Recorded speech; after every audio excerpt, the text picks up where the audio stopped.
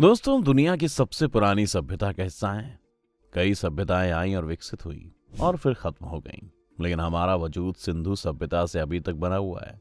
इसके साथ ही हमारे इस वजूद में कई ऐसी मिसालें भी शामिल हैं जिनके दम पर हम गर्व से कह सकते हैं कि हाँ, हम भारतीय हैं। प्राचीन काल से आज तक हमारे देश में कई ऐसे आविष्कार हुए जिनकी बदौलत आज दुनिया के कई देश खुद को आधुनिक साबित करने में लगे हुए हैं। आज की इस वीडियो में हम आपको कुछ ऐसे ही नए और पुराने आविष्कारों के बारे में बताने वाले हैं जो हमारी सरजमी से निकले और आज दुनिया उन आविष्कारों के बिना अधूरी है। तो वीडियो को बिल्कुल भी मिस मत करिएगा। यूएसबी।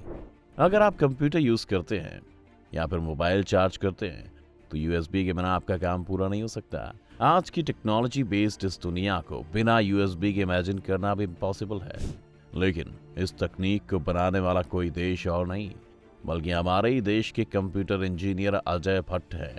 अजय को बचपन से ही कंप्यूटर अट्रैक्ट करते थे।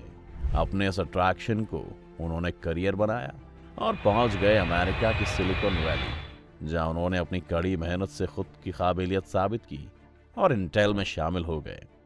इंटेल में ही उन्होंने यूएसबी बनाने का आइडिया दिया। अजय बताते हैं कि उन्हें यूएसबी बनाने का आइडिया भी घर से ही आया था, क्योंकि घर पर उनके प्रिंटर को कंप्यूटर से जोड़ने में प्रॉब्लम हो रही थी और इसी प्रॉब्लम का सलूशन के लिए उन्होंने इंटेल, कॉम्पैक्ट जैसी कंपनीज के साथ मिलकर यूएसबी को डेवलप किया, जिसने मोबाइल और कंप्यूटर वर्ल्ड में एक रेवोल्यूशन ला दिया। Wireless communication. जब भी रेडियो के आविष्कारक की बात आती है तो सभी जोर से मार्कोनी का नाम लेते हैं, क्योंकि मार्कोनी के बाद से शानदार तकनीक का पेटेंट था। लेकिन क्या आपको पता है कि मार्कोनी से पहले भारत के एक वैज्ञानिक ने इस तकनीक को डेवलप कर लिया था? जी हाँ, सही सुना आपने। जगदीश चंद्र बसु वो पहले शख्स थे जिन्होंने वायरलेस टेक्निक का डेमो साल 1895 में दिया था। मार्कोनी के डेमो से ठीक 2 साल पहले ये वही जगदीश चंद्र हैं जिन्होंने दुनिया को बताया था कि पेड़ों में भी जान होती है, वो बेजान नहीं होते। लेकिन एक्सपर्ट्स ने जगदीश के वायरलेस कम्युनिकेशन के आविष्कार को इम्पोर्टेंस देने के बजाय मार्कोनी के मॉडल को आगे कर दिया और बोस का नाम इस तकनीक से दूर हो गया। Cataract surgery. मोतियाबिंद का ऑपरेशन आज के टाइम में बेहद नॉर्मल हो गया है और लोग भी इसे लेकर कंफर्टेबल हो गए हैं। लेकिन मोतियाबिंद के ऑपरेशन की शुरुआत भारत में आज से करीब 1700 साल पहले ही हो गई थी। हमारे देश के एक डॉक्टर ने इस ऑपरेशन को करने में महारत हासिल की थी। इनका नाम है सुश्रुत। सुश्रुत एक घुमावदार सुई के सहारे आंख के लेंस को ढीला करके और फिर मोतियाबिंद को लेंस के पीछे धकेलने में कामयाबी हासिल की थी। और ये काम सुश्रुत 3री शताब्दी में कर रहे थे, जब कोई भी मॉडर्न तकनीक लोगों के पास मौजूद नहीं थी। वैसे आपको बता दें कि ये वही सुश्रुत हैं जिन्होंने ऑपरेशन करने में भी महारत हासिल की थी। कुल मिलाकर कहा जाए तो सुश्रुत के जरिए ही डॉक्टरों को कैंची चलाकर इलाज करने की समझदारी मिली। यानी कि मॉडर्न डॉक्टर ऑपरेशन करते समय भारत के ही आविष्कार का लोहा मान रहे होते हैं। योग और आयुर्वेद। जिस योग और आयुर्वेद के ब्रांड एम्बेसडर के रूप में बाबा रामदेव पूरी दुनिया में भारत का प्रचार कर रहे हैं, वो सचमुच भारत की ही देन है। आज भारत के योग को पूरी दुनिया अपना मान रही है और अपनी मेंटल और फिजिकल हेल्थ की बेहतरी को योग में ढूंढ रही है। भारत में योग की शुरुआत को भगवान शिव से जोड़ा जाता है। भगवान शिव को पहला योग गुरु माना जाता है। महर्षि पतंजलि ने योग को भारत के हर हिस्से तक पहुंचाया था और यही वजह है कि बाबा रामदेव ने भी उनके सम्मान में अपनी संस्था का नाम पतंजलि रखा है। हर साल 21 जून को अंतर्राष्ट्रीय योग दिवस मनाया जाता है और इसकी शुरुआत खुद प्रधानमंत्री नरेंद्र मोदी ने की थी। बटन। बिना बटन के शर्ट को इमेजिन करना भी इम्पॉसिबल है। आज भले ही मार्केट में बटन के कुछ दूसरे ऑल्टरनेटिव्स आ गए हैं, लेकिन बटन की चमक आज भी मार्केट में कम नहीं हुई है। लेकिन क्या आपको पता है कि बटन कितने पुराने हैं और किसकी देन है?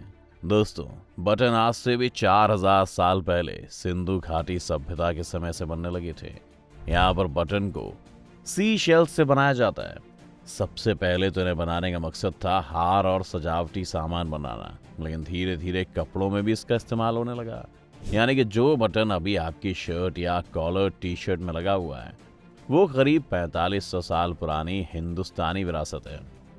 0 गणित की सबसे इंपॉर्टेंट खोज के बारे में अगर बात की जाए तो जीरो का नाम सबसे पहले आएगा, और जीरो की खोज भारत के वैज्ञानिक आर्यभट्ट ने की थी। जीरो के बिना कंप्यूटर की बाइनरी लैंग्वेज पॉसिबल नहीं थी, यानी कि आज के कंप्यूटर सिस्टम को पॉसिबल बनाने में जीरो का बड़ा हाथ रहा है। भारतीय वो पहले लोग थे जो अपनी मैथ्स में जीरो का इस्तेमाल करते थे। भारत से ये नंबर पूरी दुनिया में पहुंचा और लोगों को गणित की समझ आई। Board games. चेस के जादूगर कहे जाते हैं विश्वनाथन आनंद, जिन्होंने एक लंबे समय तक चेस की दुनिया पर राज किया है। सांप सीढ़ी और लूडो का भले ही कोई टूर्नामेंट नहीं होता, लेकिन ये गेम पूरी दुनिया में पॉपुलर है। दुनिया को ये गेम देने वाला हमारा भारत ही है। शतरंज का आविष्कार 6ठी शताब्दी ईसा पूर्व में गुप्त वंश काल में हुआ था। तब इसे शतरंज की बजाय अष्टपाद कहा जाता था। वहीं 8वीं शताब्दी में सांप सीढ़ी को ज्ञानदेव नाम के कवि ने डेवलप किया था, जिसे मोक्ष पट कहा जाता था। ब्रिटिश पीरियड में दोनों गेम ही ब्रिटेन पहुंचे और वहां से पूरी दुनिया में छा गए।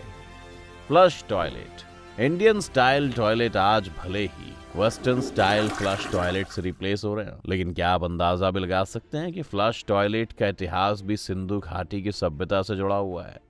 सिंधु सभ्यता के कई 2 मंजिला घरों में इतिहासकारों को फ्लश टॉयलेट के सबूत मिले हैं। यहाँ पर टॉयलेट की फ्लश और उसके निकास की भी प्रॉपर व्यवस्था थी, जिससे कि गंदगी होने की कोई गुंजाइश न रह जाए। वैसे आपको बता दें कि सिंधु घाटी सभ्यता अपने समय की सबसे एडवांस सभ्यता थी। दुनिया में सबसे पहले प्लांट सिटी के सबूत भी सिंधु घाटी सभ्यता में ही मिलते हैं। कुष्ठ रोग का इलाज। मेडिकल फील्ड में आज भी भारत का कोई मुकाबला नहीं है, और इसका सबसे बड़ा सबूत ये है कि आज से करीब 3000 साल पहले ही भारत के पास कुष्ठ रोग का इलाज था। हमारे 4 वेदों में से एक अथर्ववेद में कुछ औषधियों की बदौलत इसके इलाज का उल्लेख मिलता है।